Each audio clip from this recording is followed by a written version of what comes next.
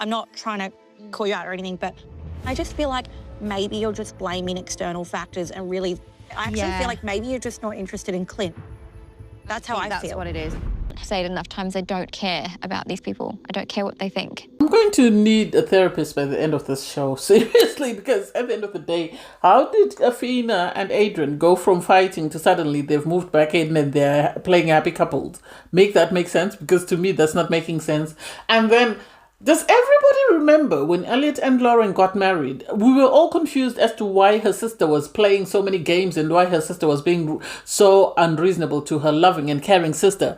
Well, ladies and gentlemen, the real Lauren has stepped up.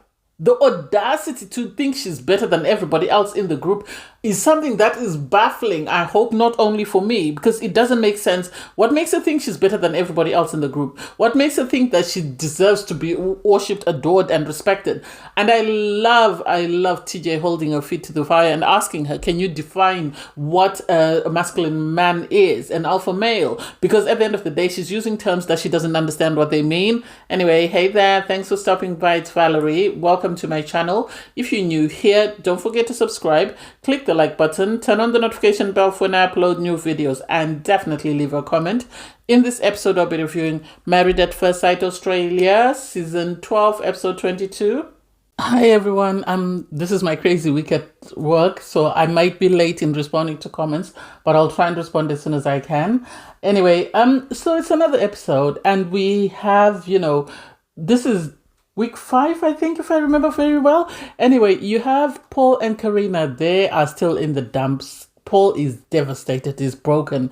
I think this man is about to become depressed. I think he is, because he's constantly crying. Karina is doing her best to try and console him, but this is something that happened that they can't just sweep under the rug and just ignore like it didn't happen, because this was a main topic at the dinner party, not only at the dinner party, but at the commitment ceremony. So they have to find a way forward, because he can't continue to sit there and cry. That's not helping.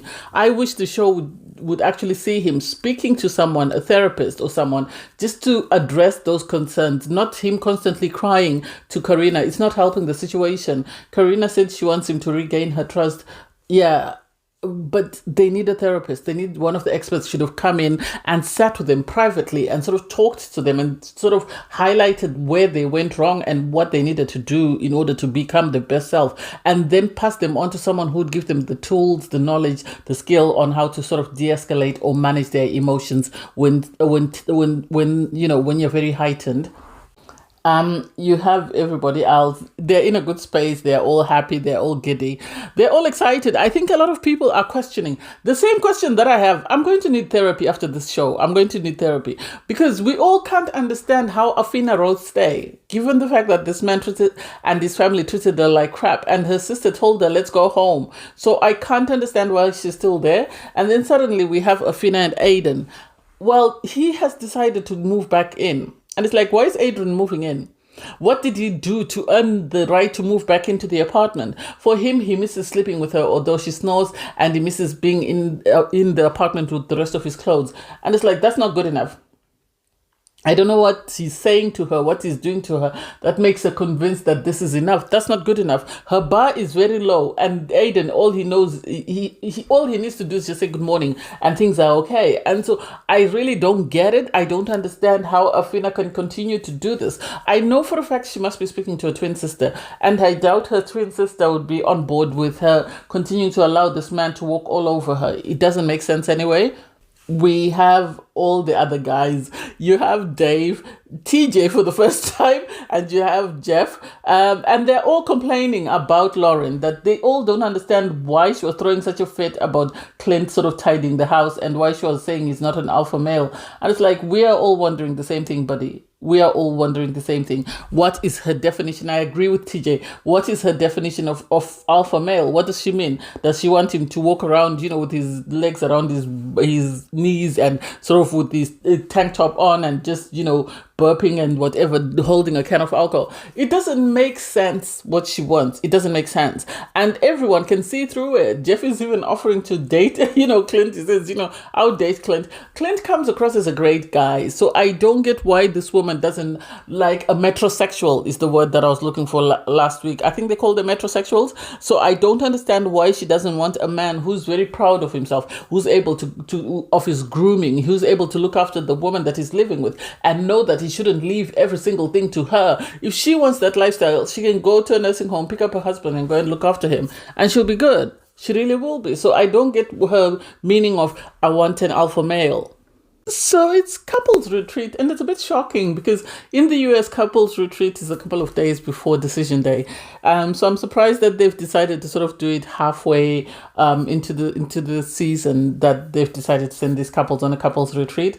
Everyone is ecstatic, they're giddy, they're packing their bags, and they all seem to be in a very good space. Even, Veronica and Elliot, they seem to be in a good space. Veronica has had her aha moment when she was called out by the experts about her nonverbals and the way she was behaving or reacting when her husband was trying to talk about something that was very sentimental to him, something that he was very emotional about. So she seems to have had this aha moment, has self-reflected and has reached an understanding that, she was wrong and she's going to do her best to do better in her marriage, which was good, because they seem to be in a very good space. They were very cheerful, they were very happy, and they were packing their bags to go on the couples retreat. Nothing wrong there. And then I think we're all starting to see what Elliot saw in Lauren. The reason why Elliot decided to call things off in Lauren. Sadly, I never thought I would side with Elliot. But now, Lauren is showing who she is. She's a bit bougetto. She's a bit bougie. She's a bit uppity. She thinks she's better than everybody else because she's moaning that, this is her idea of hell, having to go on a couples retreat because she feels like her brain cells are dying every moment she spends around these people. She's just had to sit through the commitment ceremony and now she has to spend a couple of days with everyone. This is not a very good idea for her. She's not happy. She is complaining bitterly, and it's like, love, you've got your own company, you've got your own money. If you don't want to go on the couples retreat, go on a different retreat with your husband. Keep it stepping. You don't need to belittle or talk down about other people. We already know she doesn't like Jamie. From the bachelorette party, she didn't like Jamie. She was wound up by Jamie for some reason best known to her. So she can't stand the idea of going. She complains that, I hope Afina brings a Dyson because we don't want her hair all over the place.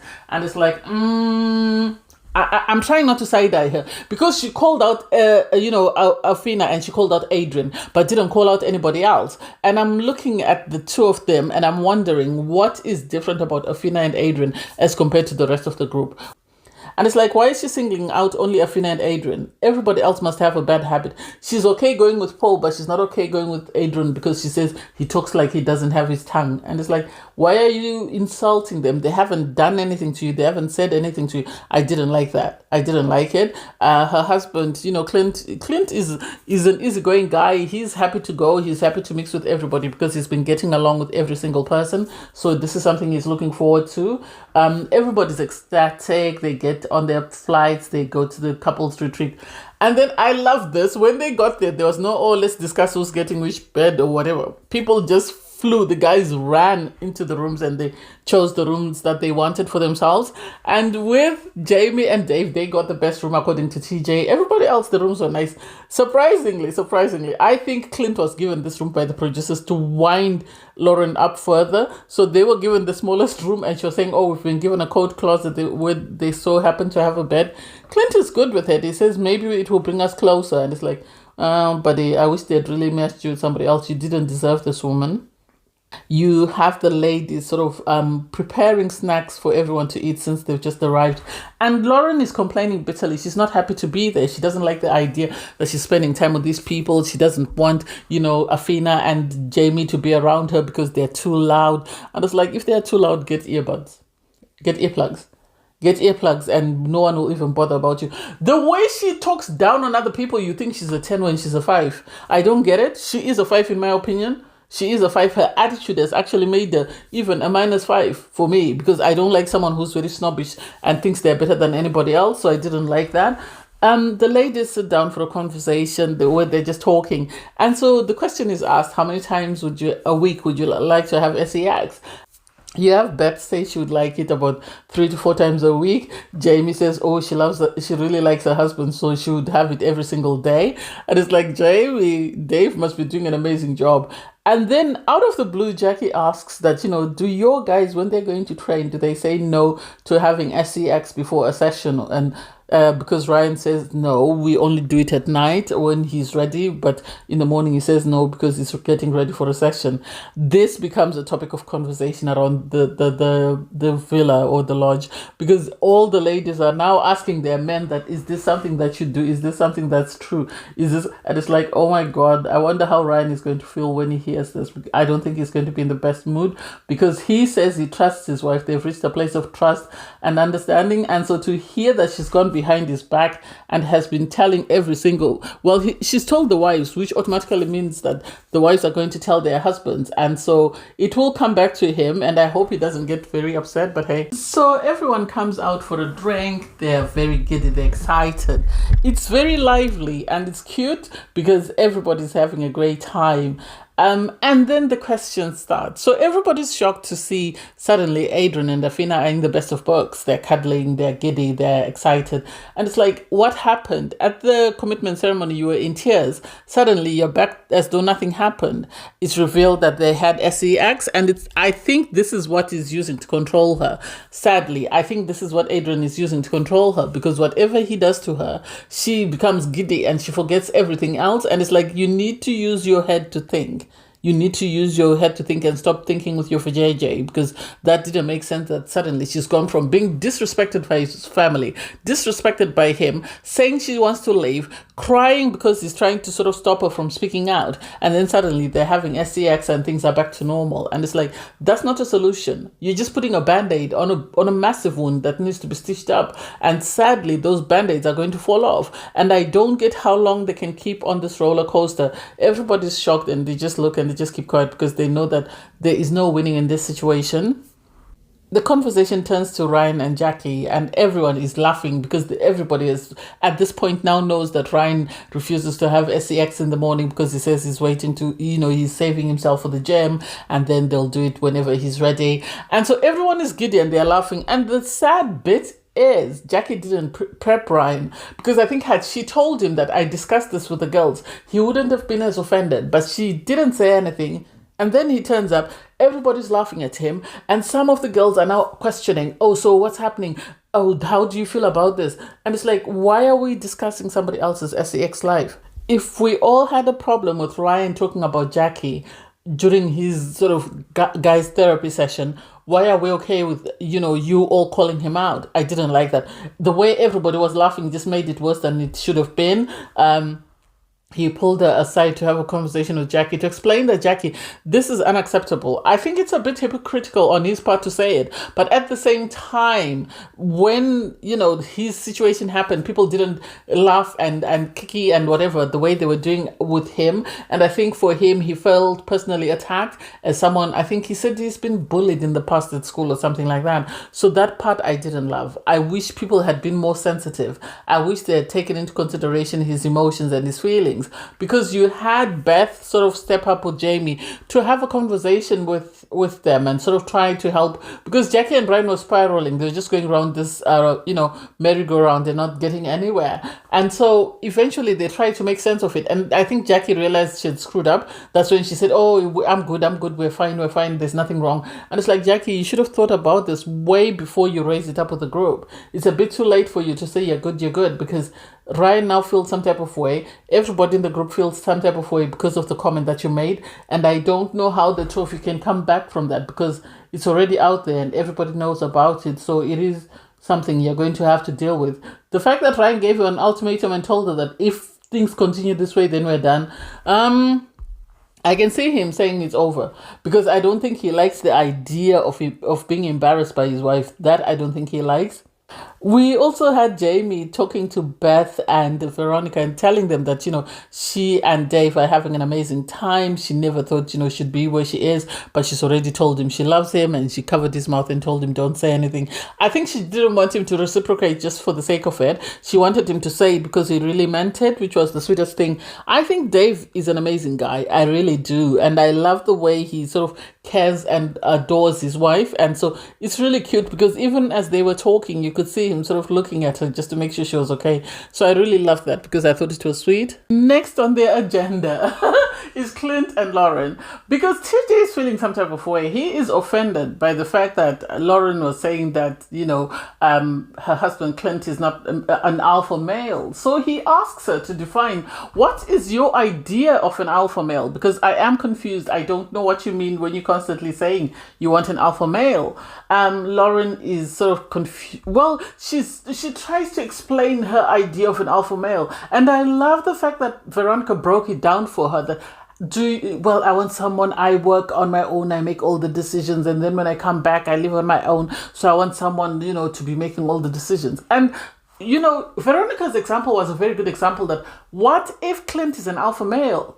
In his alphaness, he's realized that you need assistance with ABC. So he's making decisions and he's putting actions behind those decisions. Things like washing dishes, doing the laundry, doing whatever he's doing. That's him presenting as an alpha male. And everybody, to even have Adrian speaking common sense, then you've hit rock bottom. Because Adrian said to her, you need to be open-minded. You need to be open to the idea that this might be a different type of man. You had Jamie say, I came in with an idea of what I wanted in a man. And yet, this is the man that I needed. Dave is the man that I needed because he has shown me that I was actually used to toxic relationships. I was used to toxic masculinity, and Dave is actually a totally different man. And so I think Clint could see that she was becoming overwhelmed and sort of tried to tell everybody else back off, because he could see that everyone was speaking common sense, but she doesn't want to listen to them because she thinks they are beneath her. And it's the audacity. If you think you're better than everybody else, pack your stuff and go home and find your person back home. For 37 years, you haven't found that your person, and suddenly you want this experiment to give you your person. Make that make sense. I don't like it, and I hate her pompousness. I hate her uppityness. I hate how bougie she is. And the fact that she looks down on everybody else just because they all don't own companies. Nobody will go 6 feet down with their company. I'm sorry. Nobody. You can't fit your company into your casket when you go down. So you need to be nice to everybody else, because you never know what tomorrow brings. Tomorrow she could file for bankruptcy and be employed by someone like Jamie. And how then will she be able to carry herself? She needs to humble herself. She needs to humble herself. So everybody goes to sleep. In the morning, you have people are just reminiscing on the night. You have the likes of Jeff and Rhea. Jeff and Rhea are always minding their own business. They're at peace. They're excited. They're giddy. They're happy to be on the couples retreat because they haven't sort of set a foot wrong. You have Jamie. Jamie is, she's not a morning person. She's like me. She's unhappy because, Karina apparently was making noise. So she was woken up by Karina and her noises. I don't know what Karina was up to when she was making those noises.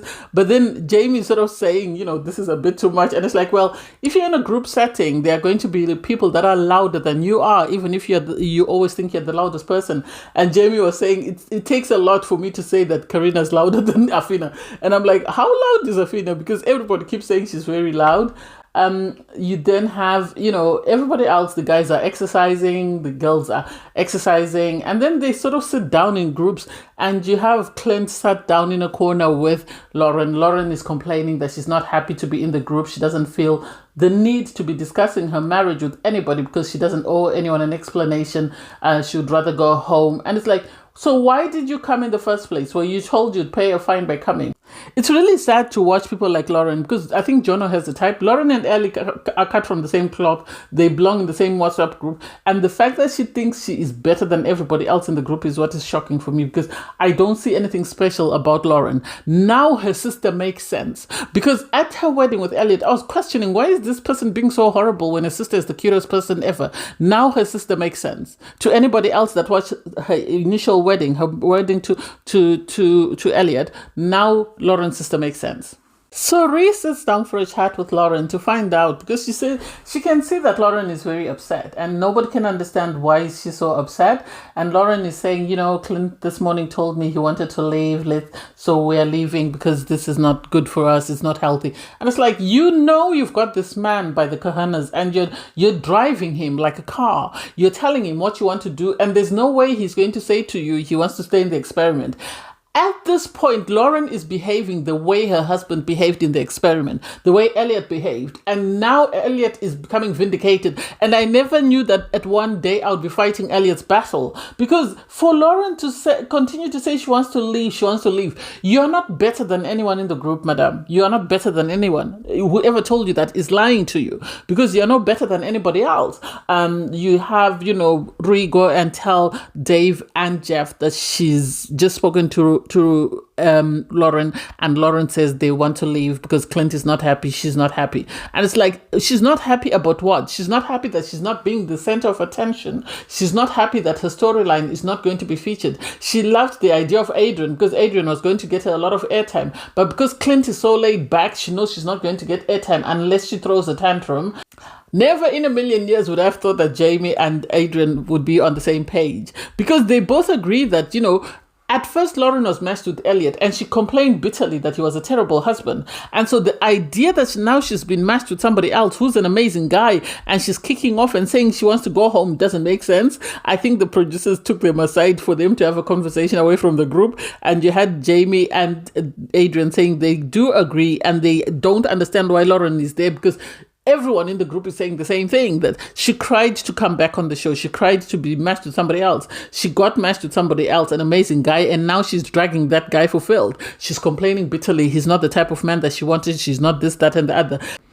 And she's behaving the same way that Elliot behaved towards her. And so I think no one has any empathy for her. And everyone can see through the lie that, Clint is the one who's saying, let's go home. Everybody can see through that. They all know that it's her and her idea. Lauren is the one who's driving the decision to go home. And so there's an agreement that when they have a guys' night and a girls' night, Adrian and Jamie are going to try and sort of talk sense into Clint and Lauren and see if they can get them on board and get them to stay. And it's like, if only you knew that you're the last people that Lauren wants to hear from. She hates you too with a vengeance, so good luck. So you have the guys meet, they stay back at the resort. The ladies go away, for their own time to just have conversations and chats. So the guys, once they've sat down, you have Ryan have a conversation with TJ, and he's saying to TJ, I didn't like the terms that your wife used. Yes, TJ was very sort of combative. He was very defensive because he needed to defend his wife, and sort of brought up, but you spoke about your wife and you said your wife does this. And it's like, well, it's one thing for Ryan to talk about his wife. It's another thing for your wife to talk about Ryan and his wife. And that I didn't appreciate. Yes, Ryan was wrong for disrespecting his wife, but also Beth had no right inserting those comments into somebody else's relationships. That was unacceptable. You had, TJ talk about the fact that his wife was told she's classless. Ryan was still upset. Anyway, they agreed to disagree, and everybody was happy that that was resolved because Adrian had something else he wanted to address on the agenda. Adrian is a fool. He's a fool. So he brings up the fact that everybody thinks Clint is having an amazing time. And suddenly Clint is saying that he wants to leave, and nobody understands why Clint wants to leave, because Clint doesn't appear to have any problems with the guys. And Clint is saying, we are introverts, and at the end of the day, this is a bit too much for us, so we want to leave, we want to go home because we feel would cope better, unlike in the group. And everybody's right to say to him that, your wife is telling you what to do. Do you think this is a good idea? And for Elliot to say to him, your wife is doing exactly to you what I did to her. And yet what she has decided is she's decided to get you on board. That way, when the two of you leave together, and it's not a bad look for her. This is exactly what she's done. She's using Clint as a safety blanket. That way, when she leaves, nobody calls her out that she did exactly the same thing that was done to her. And this is why she's saying he's the one who wants to leave. He's the one who wants to leave. She's making it seem as though she's just a victim. She's just going along to support her husband, when we all know she's not doing that. And I'm happy that the guys called it out. And so for Clint to continue on this doesn't make sense. Adrian asked him that, okay, you're being told let's leave because we are not comfortable here. Fine. If you leave, do you think this woman is going to want anything to do with you romantically? quickly. And Clint, I think, took a moment, thought about it, and realized that, nah, as soon as he turns his back, that's it. That's it, they're done, they're over. And so I don't get why he continues to put up with the crap and why he just didn't tell her, we're done. Let's keep it stepping. You go home, I go home, and I'll find my person. I can't wait to see what happens with that. With the ladies, they are sat around. Obviously, Jackie reveals that she finally had sex in the morning. Everybody's celebrating for her. They're all happy. They're all giddy. They're excited and they're happy for her. And then they come to the main event, which is the Lauren situation. And everybody's asking her, Lauren, what is going on? Why do you feel the need to go? Why are you saying you want to leave? And she says, well, my husband wants to leave, so I'm going to support my husband because this is not my cup of tea. And it's like, Lauren is looking down on everyone. And I love that everybody was able to read the room and realize that she's looking down on them. She sees them as less than. She sees them as not ideal to spend time with. And she's just counting her, biding her time until it's time to go home.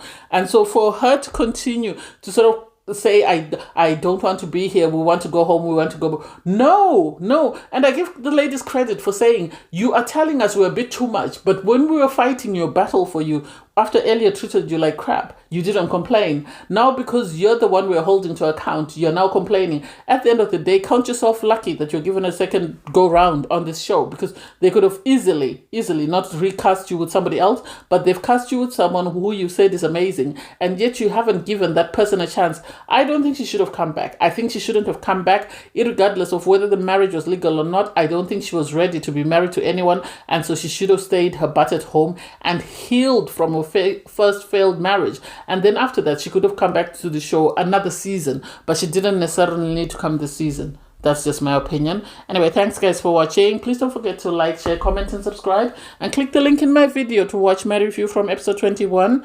Bye guys.